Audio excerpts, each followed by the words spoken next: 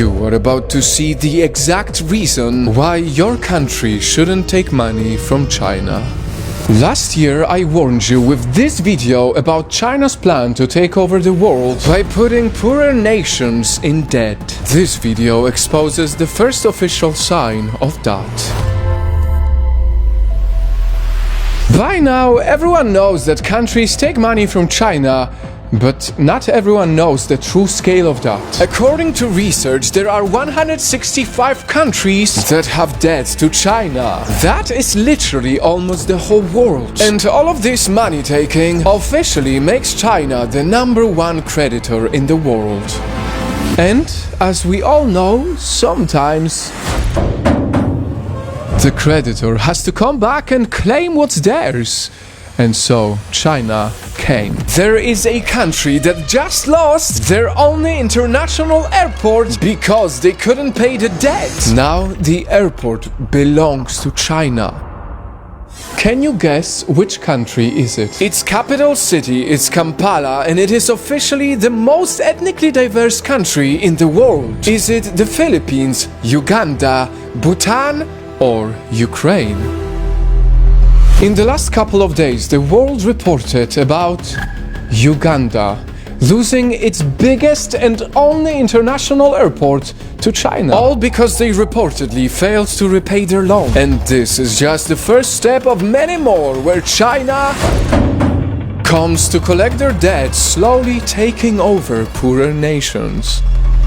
And that is exactly why last year I made this video saying why your country shouldn't be selling out to China. Because when a country borrows money to fund a specific project and later on they are not able to pay, they have to give China one by one their properties, assets, buildings, lands, and as crazy as it may sound, one day even their country.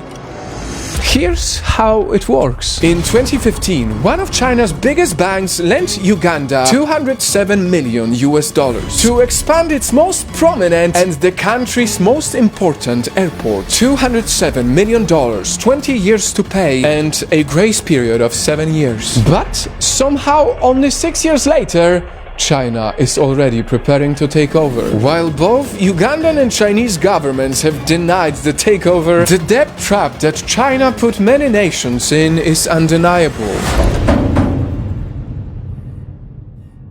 I have said it many times, and some people say that I exaggerate, but it is very clear that the Chinese Communist Party has a long-term strategy to slowly buy out the world. Things like this have been happening for a while now. For instance, in 2018, Sri Lanka, which owed China billions of dollars because they failed to pay their debt, they were allegedly forced to give their international port and 15,000 acres of their land to China. It is an obvious pattern, a pattern that ruling governments with no integrity ignore way too often. Because it is easy for the governments to take the money from China and then say to the voters, look, we are progressing, we are building our country. But these governments look at the next 5 years and not the next 20 years. That is why Uganda just lost their only international airport. That is why Sri Lanka lost their port and land. That is why many more countries will keep on slowly becoming China's possession. And so, Night Fam, I encourage you to do some research and check how much money does your country owe China. Chances are, if we don't stop our leaders from selling out, our children will be living in the global republic of China.